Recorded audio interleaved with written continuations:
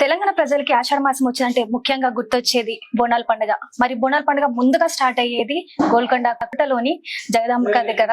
మరి ఇప్పుడు మనం అక్కడ వచ్చేసాము. మరి ఇక్కడ అసలు దీని యొక్క విశిష్టత ఏంటి, జగదాంబ అమ్మవారి విశిష్టత, ఇక్కడే ఎందుకు మొదటి బోనాలు ఎత్తాలి, దీని గురించి ఇక్కడ అర్చకులు పూజారి గారిని మాట్లాడి తెలుసుకుందాం. నమస్కారం సార్.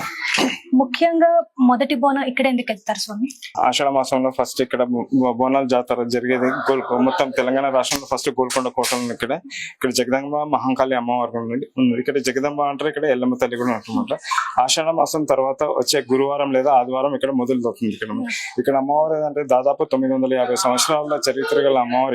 ఇక్కడ అమ్మవారు వెలిసింది అన్నమాట. ఇక్కడ చాలా మందికి ఇక్కడ కోరుకున్న కోరికలు అమ్మవారు తీరుస్తుందని నమ్మకం ఉంటుంది. ఇంకోటి ఏంటంటే ఇక్కడ ఫస్ట్ ఇక్కడ బోనం స్టార్ట్ అయిన ఇక్కడ బోనాల పండుగ స్టార్ట్ అయిన తర్వాత మిగతా అన్ని చోట్ల జరుగుతుంది అన్నమాట. మరి ఈ సంవత్సరం 2020 సంవత్సరాల్లో ఇక్కడ బోనాలు ఏర్పాట్లు ఎలా జరుగుతున్నారు?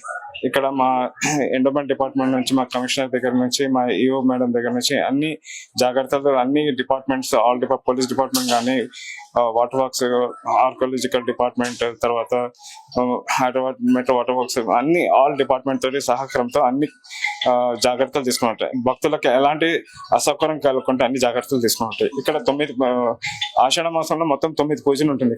ఫస్ట్ గురువారం, తర్వాత ఆదివారం, అలా మొత్తం నెల రోజులు, మొత్తం 9 రోజులు 9 పూజలు జరుగుతుంది. ఇక్కడ 5వ పూజ రోజు ఇక్కడ చండీ హోమం ఉంటుంది. 7వ పూజ రోజు ఇక్కడ శాకాంబరి అలంకరణ ఉంటుంది. తర్వాత ఇక్కడ అమ్మవారి పల్లకి సేవ ఉంటుంది 7వ పూజ రోజు. తర్వాత 9వ పూజ రోజు ఇక్కడ ముగింపు కార్యక్రమం ఉంటుంది. అసలు అమ్మవారికి బోనం పెట్టాల్సిన ముఖ్య కారణాలు ఏంటి? అసలు ఈ ఆనవాయితీ ఎలా వచ్చింది? ఇక్కడ దాదాపు 150 సంవత్సరాల క్రితం ఇక్కడ కలర్ ఆఫ్ లివ్ అంటే ఇట్లా వ్యాధి సంపించింది అన్నమాట. ఇక్కడ కరోనా టైప్ లో అప్పుడు ఇక్కడ ఏంటంటే ఇక్కడ అందరు ఆ సమయంలో చిన్న పిల్లలు కానీ వృద్ధులు కానీ చనిపోవడం జరిగింది అనమాట. సో అక్కడ అమ్మవారికి ఒక పేరు మీద వచ్చేసి ఇక్కడ నాకు బోనం సమర్పించుకుంటే ఇక్కడ ఉన్న పంట పొలాలు కానీ, తర్వాత పిల్లల ఆరోగ్యం కానీ అన్ని జాగ్రత్తలు చూసుకుంటామని చెప్తుంది. ఎందుకంటే సైంటిఫిక్ గా కూడా ఇక్కడ సీజన్ చేంజ్ అవుతుంది కాబట్టి, వర్షాల కాలం వస్తుంది కాబట్టి అధిక వర్షాలు కాకుండా మామూలుగా కలగాలి అనేసి అన్ని పంట పొలాలు కానీ, పిల్లల ఆరోగ్యం కానీ అందరికీ మంచిగా చూడాలనేసి ఇక్కడ అమ్మవారికి మట్టి పాత్రల్లో బోనం నైవేద్యం సమర్పించుకొని ఇక్కడ అమ్మవారికి తీసుకొని వచ్చి ఇక్కడ సమర్పించుకోవడం జరుగుతుంది. మరి ఈ సంవత్సరం 2026 జూలై 19న ఇక్కడ మొదటి బోనం ఎత్తుతున్నారు. గోల్కొండ కోటలో మొదటి బోనం జరుగుతుంది. మరి ఆ రోజు కార్యక్రమాలు ఎలా ఉంటున్నాయి?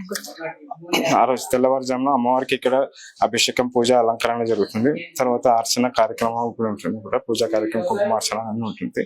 తర్వాత అంగరోజు చౌరస్తా నుంచి అక్కడ తొట్టల ఊరేగింపు, రథం ఊరేగింపు ఉంటుంది. అక్కడ మన గవర్నమెంట్ తరఫు నుంచి మన మంత్రివర్యులు కొండా సురేఖ గారు, పొన్నం ప్రభాకర్ గారు, మిగతా మంత్రులు, తర్వాత ఇంకా మా ఎండోమెంట్ నుంచి కమిషనర్ గారు, ఆల్ ఎగ్జిక్యూటివ్స్, తర్వాత మా ఎగ్జిక్యూటివ్ ఆఫీసర్ వసంత మేడం గారు కూడా అక్కడ పట్టు వస్త్రాలు సమర్పించడం. అక్కడ నుంచి పూజా కార్యక్రమం జరిగిన తర్వాత అక్కడ ప్రొసెషన్ స్టార్ట్ అవుతుంది. మళ్ళీ చోటా బజార్ దగ్గర నుంచి అక్కడ విగ్రహాలు అక్కడ నుంచి స్టార్ట్ అవుతుంది. ఇక్కడికి వచ్చి మన బంజారీ దర్వాజా నుంచి నజర్ బోనం అవుతుంది. అక్కడ నుంచి కూడా ఇక్కడ స్టార్ట్ అవుతుంది అన్నమాట. ఆ 3 కలిసి ఇక్కడ సాయంత్రం వరకు ఇక్కడ అమ్మవారికి ఇక్కడ కొండపైనకి చేరుకుంటుంది.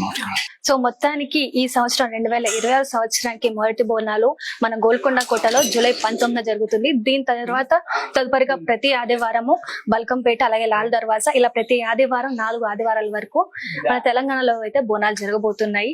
మరి దీని యొక్క ప్రత్యక్ష ప్రసారం కోసం బోనాలు అప్డేట్స్ కానీ వీటన్నిటి గురించి కూడా మా ఛానల్ ని సబ్స్క్రైబ్ చేసుకోండి. వీడియోని లైక్ చేయండి, షేర్ చేయండి.